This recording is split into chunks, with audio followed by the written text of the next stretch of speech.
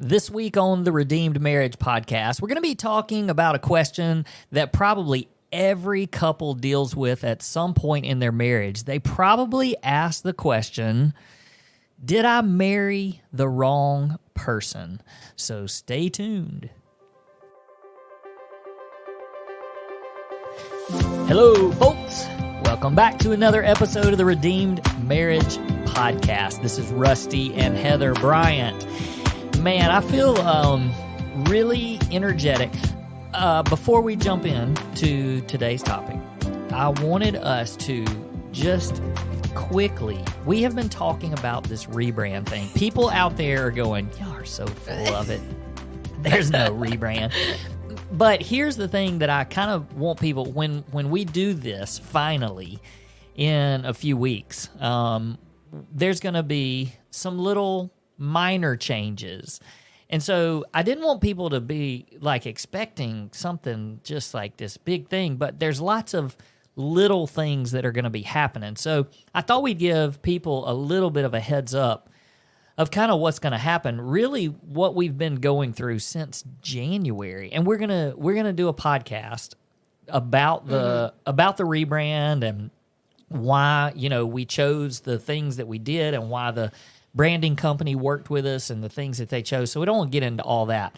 But the biggest change is that there's going to be a new logo, a new look. So that's the biggest thing. And that's kind of obvious. I mean, I guess if you rebrand, that's kind of what you do. But the other thing is, and this is what I want to give people a little bit of a heads up on. So all of our social media has normally, you've noticed us as Three Strands Marriage Ministry. But where we're rebranding is everything's going to be under the Redeemed Marriage. So you're still going to be able to find us, still going to have that same content. But then along the way, we're going to be rolling out some new resources and obviously we're going to have new merchandise and things. So just kind of giving our listeners a little bit of a heads up about what to expect, because we got them pictures made last week. Yeah, we did. In the 110-degree weather. Oh, my goodness. It was so hot. But the good news is when you look at pictures, you can't tell whether it's hot or not. That's right. It's going to look like a beautiful summer day. Oh, yeah. Mm-hmm. Or winter, because we even threw on... Yeah, no, not winter, because there's green. That's true. Yeah. But we did throw on a little bit of long sleeve. Long sleeve. Mm-hmm. In the 110-degree weather. Yeah. So we are excited. And a couple of things that we're most excited about too. Our marriage coaching. That's when we're really going to start pushing that out. And some of you have already kind of jumped on that.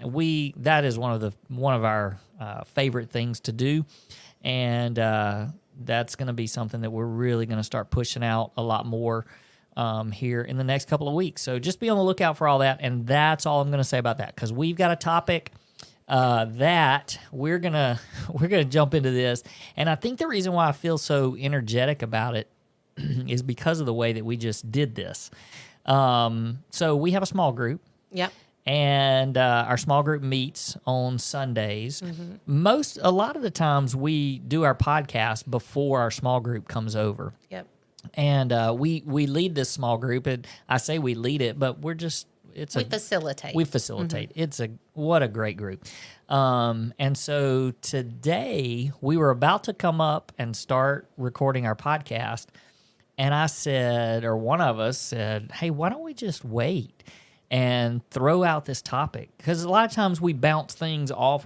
It's a marriage small group, and so obviously, and so we talk a lot about the topics that we talk about on here. We get some feedback and stuff from them, and so we just decided to throw out this topic to them. And it was so good. It really was so good. Like, I don't know how we're going to be able to actually talk through all this, but we're going to try. We're going to do it. We're going to do it. So, where we landed was this question of can you marry the wrong person, and like what happens, because look, if you've been married for longer than 24 hours, then you have probably thought to yourself, did I marry the wrong person? Mm-hmm. Did I make a mistake? And we got into all is there just one person out there for you? And do you have a soulmate? We talked about that some too. So there's a lot to this. It's more than just the question. So let's dive in. Where we starting? Yeah, so I think we should start. There's going to be two kind of bigger topics. What I love about this is that you're like organized. You tried to organize. You even said a while ago, so when we talk about this, I'm like, who are you? You don't. Well, I just think that there's two really big parts of it. One is, did I marry, like, in the umbrella of did I marry the wrong person? We're going to talk about do you think there's just one person for you? Like, do you think the fairy tale is true that there's just your soulmate and you just have to find them? And then the second part is going to be, so once you are married, which I'm assuming most people are that listen to this, and you have that thought of, oh no, did I marry the wrong person? Or I'm falling out of love with this person. We hear that a lot. I just don't love them anymore. So kind of those two bigger topics under the umbrella of, did I marry the wrong person? Yeah. All right. So do we just want to? Yeah. Because you're very passionate about the fact that you don't think that there's just one person. Yes, but let's be clear in that my belief and thoughts on this have changed significantly over the years. That's true. So explain how that happened. Yeah. So first of all, I grew up, we both grew up in a church setting and really traditional and, lots of like dating topics and, talking about marriage and preparing for marriage. We had lots of that kind of stuff as we were growing up. And I just always, we just were kind of what we thought was romantic and like, there's just one. You got to find the one, or the one will find you, because we know of plenty of people that just expected Mr. or Mrs. Right to just knock on the door, and they didn't even have to do anything. Like, I'm just waiting for the right person. And I sort of fell in that camp. I fell in that camp of, I've got to just be looking for the right person. And where that kind of changed for me was there was an older man that was a professor of mine at Mississippi College, and he was probably the most godly man I had ever known. And his wife had passed away during their marriage, and he remarried, and the lady he married was much younger. And I remember him telling us in class one day, he said, I believe that there's lots, or, quite a few, I don't know if he said lots, but there's other women out there that I believe I could have married and been very happy and enjoyed a very happy and healthy married life with. And he was the guy that, like, when you were afraid the rapture might have happened, you went and looked for him to see if he was still on the earth, because if he was, you knew the rapture had not happened. So that's how much I believed in him. And when I heard that, it really kind of started shifting my thinking. And then I would say that the second thing was obviously when we went through our marriage crisis and you were unfaithful. And at that point, I realized that, there could be somebody else out there that I could marry or could have married that I could have been happy with. Mm-hmm. And may not have had to go through what we went through. Right. So I do think that the question for sure came up for me, did I marry the wrong person? When we went through that. And so where I've kind of landed on this is that there are, it's dating and preparing for marriage. It's your time to see if, really you're asking yourself the question, is this somebody that I could spend the rest of my life with? And you're making a choice. You're choosing that person, and that person is choosing you. And I believe that once you choose that person and that person has chosen you and you have committed yourself in a covenant relationship to spend the rest of your life together, then that person is the one. That person is the right person. And I mean, you can call it soulmate if you want to. It's just a word. But that person is the one. Now, do you want to add anything before we... Okay, so this is the part that I loved and thought was fascinating. We had 2 couples in our small group. We have 2 couples where one of the spouses is on a second marriage. So they've been divorced they were divorced from their first marriage. And I was so excited to hear what they had to say. And I loved what they had to say. And really it went right in line with what we believe and what we feel, because and I'm specifically thinking because one expressed a lot of talked about it a lot more. And she said, I don't see that marrying my first husband as a mistake or marrying the wrong person, because it was part of my growth, part of my story. I learned so much. I wouldn't be who I am today. And I believe that what happened there is there's broken people, sin, choices, but that doesn't mean that you married the wrong person. It just means that person, and there's plenty of you out there that are listening to this, and you have come from a broken marriage. You've already divorced. You're on a second marriage. That doesn't necessarily mean that and where I'm trying to go with this is I want to let you off the hook a little bit to where you're not living a life going, oh my goodness, I made a mistake and I married the wrong person. Well, you change the way you're thinking and you say, I'm married because I said I do to that person. They were the right person. And then whatever happened, sin got in the way, the person changed, was not repentant. I don't know everybody's story, but that doesn't mean that it was the wrong person. It doesn't mean that you made a mistake. It means that there was sin, broken people, and that changed to the point where you're no longer married. And because if you think that there's only one person for you, then what happens when your spouse dies? Is there no longer another person out there that you could marry? So much. Right. And I'm just so much of it's flooding back to me on what people were saying in our small group. And what I loved about what she said was that God allowed that to happen and for her to get married and for all of that to happen. And so it's part of who she is. It's part of her story now. And so you can look at that like I think that you and I do about our story, and you can say, gosh, I wish that had not happened, or I wish that I had not done that, or whatever. But it's part of who we are now, and it's part of our story, and so it is a beautiful thing going forward. And so instead of looking at it like that was a mistake, or I messed up, or I married the wrong person, it's more of, I know that God is using this as part of my story, and it's part of who I am now.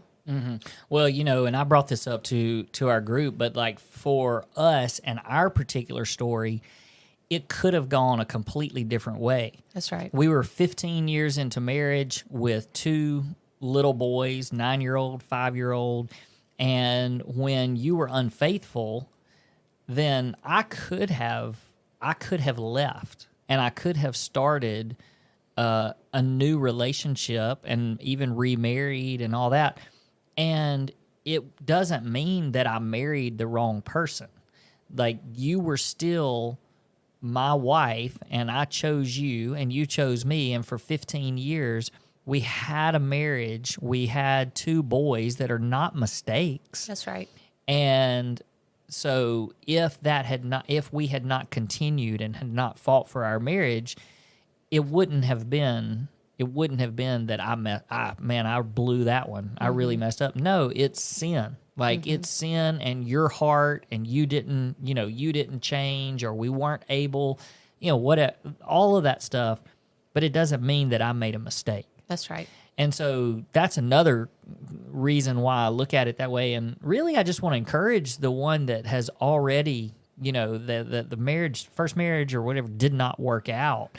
And that doesn't mean that you screwed. I mean, well, you may be the reason why That's right. that the marriage didn't work out, but it doesn't mean that you chose wrong. Now, we did stop and talk about how there are some factors that go into before you get married. That's right. And Yeah. So, I think that some of the discussion and something that I'm passionate about in it is seeing the red flags before you get married. Like, were there red flags that you were like, ooh, that's not good, or ooh, I should be concerned about that, but you ignored them, and went on with the relationship anyway.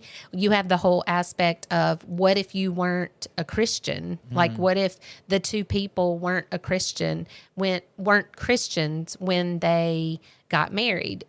Was it still a covenant before God, or was it more of just a contract, a legal, a legal document of being married? And I think that was one of the couples that has been divorced in our small group. That was part of their story. Neither one of them were believers when they got married or divorced, and so that can be part of people's story as well. And so, like, there's just a lot of things that can go into the thought of, did I marry the wrong person? Well, I like what you said, though, about the red flags and stuff, and that's part of dating. As you're dating and you're looking towards marriage, you're trying to decide, is this somebody that I can spend the rest of my life with? And there will be people that come along sometimes and say, hey, let me tell you, this is not the right person. And they say that because they're trying to warn you and say, you don't want to spend the rest of your life with somebody like this. But if you do choose that person, then they are the right person. That is the person that you are committing to and making a covenant relationship with. And, and at that point, you are also assuming that you're both going to follow through with the covenant relationship, and you're going to be faithful, and, all of those things. And so, yes, the one is the one that you say, I do to. That's right. And I've heard several of the pastors that we listen to, and they talk about, finding the one. Well, the one is the one that you say, I do to. Yep, that's right. So I think where I get a little bit more passionate about is because I have a heart for the people who are married, and maybe you're listening to us and you're thinking, yeah, but yes, I am in a covenant relationship, but I'm still thinking, what if I married the wrong person? Like, maybe the red flags didn't come up until after you were married. Like, everything seemed beautiful and perfect, and then all of a sudden they're doing things that are getting on your nerves, or they're making sinful choices, or, an abundance of things that we could insert in that blank. So then what do you do? Because one of the hardest things for me to ever hear is, yeah, but I just don't love them anymore. And I think the reason why it's hard for me to hear is because I had that thought. During our marriage crisis 12 years ago, I actually thought, well, I just don't love him anymore. Like, I'm supposed to be doing something different. I'm supposed to do something new. And of course, that was before my repentant heart, and before, through the grace of God, he showed me my sin and what it looked like. And I saw who I was without him. And 100% that was his grace that allowed that to happen. But we meet with people often that are not there. They're like, I just don't love them anymore. So what, for our listeners who are in that spot, who have, gone ahead, they've made their choice on who it is that they are supposed to be married to. That is the one, because it's who they said I do to. But yet they have that thought of now what? Because I've made that mistake. Or they think they've made that mistake. Well, I know tonight, as we were discussing this with our small group, one of the things that kept coming up was just, kind of how those annoying things and the things that, just bother you about your spouse, they're really not about your spouse. They're about your own heart. Because so many of them don't even really matter or mean anything. But what happens is that you don't change your heart as they bother you. and they start stacking on top of each other, and it's this and this and this and this, and then you just get to this point where you're like, I mean, I can't stand this person. This person is driving me crazy. Yeah. And really, that's not, most of the time or a lot of the time, it's not about them. It's about your own heart. Yeah, you just speaking truth right here at the beginning, because that's the hard part. It's easier to blame your spouse. It's easier to say, yeah, that gets on my nerves. She's doing this and I don't like it. Or he's doing that, or he's saying that. And instead, it's looking inward and taking your eyes and, putting it where it belongs and saying, okay, really, that's about me. And I think that that's really hard for people to see. Even when I know the bent of my heart is to go, what about me? What about me? What about he's getting on my nerves, which is bothering me? I still have to preach to myself often. Look at your heart. Like, let's look at your heart and see what's going on. And I think that there's a couple of ways that we do this. I think one, like you're talking about that separating, that bothers me. And that's a little bit of separation. It's almost like a wedge, you're putting it in between you, and then something else that gets on your nerves, and that makes more separation. And giving, listening to your thoughts of, well, maybe they aren't the one. That causes separation. Maybe I'm falling out of love with him. That causes separation. And so this gap is just becoming wider and wider and wider until you've convinced yourself that you just don't love him anymore. So just kind of that putting a slow wedge and gap and separation in your thoughts. And then the other one is by comparison. When you compare your spouse to someone else, or you compare your marriage to somebody else's marriage. And I'm telling you, the comparison game is a thief. It can destroy. Because most of the time what you're comparing your marriage or your spouse to is not truth. It's not real life. It's what they want you to see. And I can remember doing some really hard work with Penny, my mentor, on this, because I kind of had convinced myself that the other person would be better at this, and this. I would have a better lifestyle. I would have a better, whatever it is. I had convinced myself of that, which was completely not correct. And also it was a lie. It was a lie from the enemy.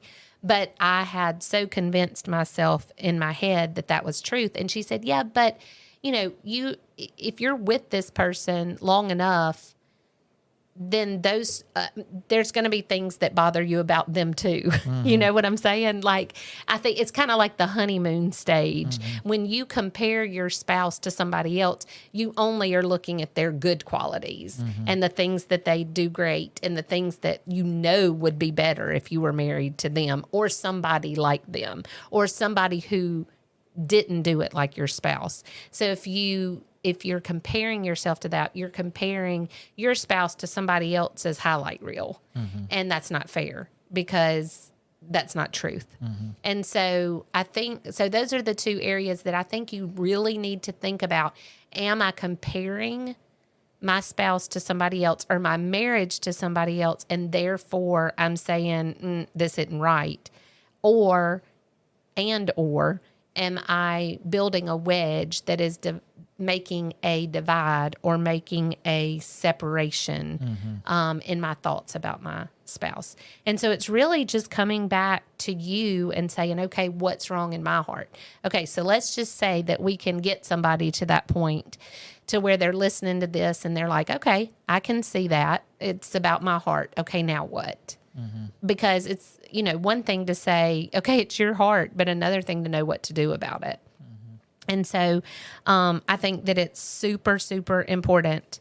The number one thing that you can do is start praying for your spouse, praying for them and thanking God for them, like thanking God for the little things. Even tonight we were talking about, some things that get on our nerves. Even you shared something that I'd never heard before that you said got on your nerves. When I drink water out of a water bottle, evidently I sound like a Kentwood water station. Blah, blah, blah, blah, blah, blah, blah, blah, blah, blah. And I didn't know that until tonight. And we've been married 27 years. So there you go.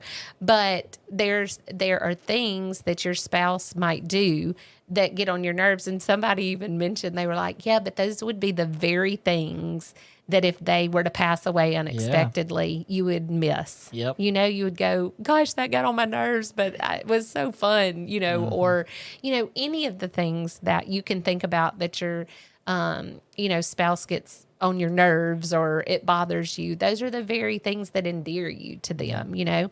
And so seeing it like that, but also praying specifically for the things that bother you, because not like, oh my gosh, please help him to, God, please help him to put the cap on the toothpaste. That's not what I'm talking about.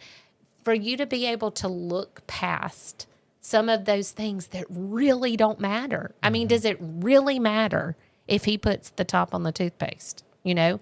But also praying, like if you've lost physical like if your spouse is not physically attractive to you anymore, or they've put on weight, or they've whatever, gone bald, whatever. Hey. I knew that'd get your attention. But no matter what it is that you're like, oh, well, they're just not as attractive as they used to be. You're praying not that they're going to lose weight or that they're going to grow hair or whatever. You're praying that your eyes will be changed, that God would allow you to see their heart, or that God would allow you that God would make you physically attracted to them again. I don't think that that's wrong. I think that it's that you can pray for things like that. And when you pray for your spouse and pray for your heart towards your spouse, there will be change. You can't pray for somebody like that and continue to be disgusted or frustrated or, you know, whatever the word is that you think is driving you crazy. Well, all those little things, sometimes we just bring them up because we're just mean people. That's right. And and where you really have to, what you really have to do is stop and say to yourself, does it really matter? Like you said. And so, like, does it? It's one thing to point something out in a loving way, or hey, you know, I don't know, I'm just throwing something out there because this doesn't apply to us, but. Well, maybe this applies to us. A lot of times when we fold clothes, we do that together, but my clothes get stacked up and they don't always make it from the stack to the drawers. And that probably drives you crazy. And you could say, why don't you ever put your clothes up? It drives me crazy. You don't. But I think that there's a part of that you probably are like, well, you know what? He folded all those clothes. Yep. You know, or we did or that at together. Least they're clean. Yeah, there's just stuff like that and even when you mentioned the whole bald thing, yes, I am losing my hair. And you probably are like, well, gosh, I wish he had some hair. But you know what? You went through cancer and you were completely bald. And like that has to be something that you think about, sure you know, is. where you're like, oh my gosh, he loved me through all of that. Why does it matter that he doesn't have as much hair as when we got married? It's those kind of things. Because you've never said to me, oh, put on some Rogaine or wear a hat all the time. You know, it's just that kind of you just don't bring up stuff that doesn't really matter.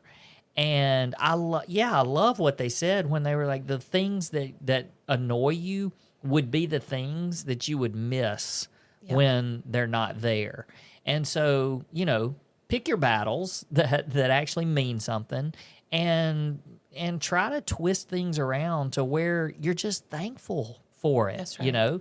And I mean, they were talking about people getting out of the shower and tracking water all through the house. Well, maybe be thankful you have a spouse that actually takes showers. I don't know, you know? I mean, you could be living with a slob that stinks all the time.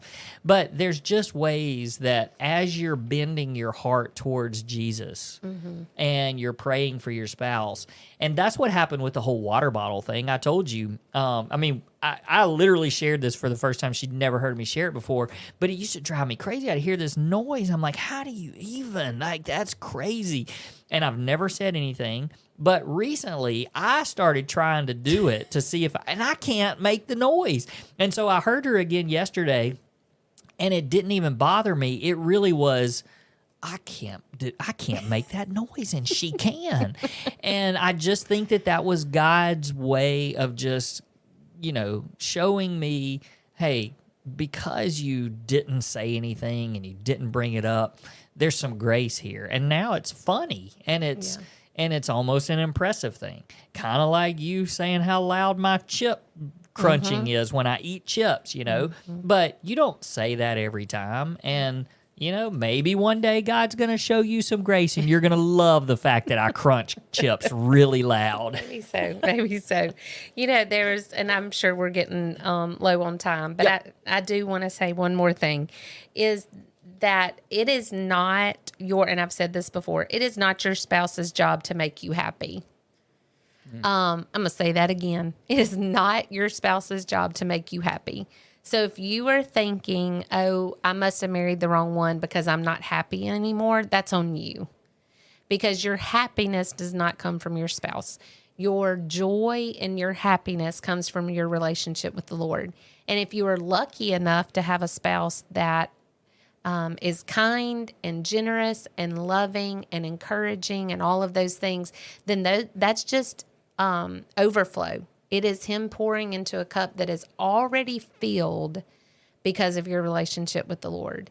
But if that is not there, then your soul is not dry because you are in love with Jesus and you search after him every day, and your relationship with him is most important, and it lets your spouse off the hook. So if you sit around and say, he just doesn't make me happy anymore, boo, that's on you. Like your happiness. Now, do I want you to be happy in your marriage? Absolutely. Does Rusty make me exceedingly happy? Yes.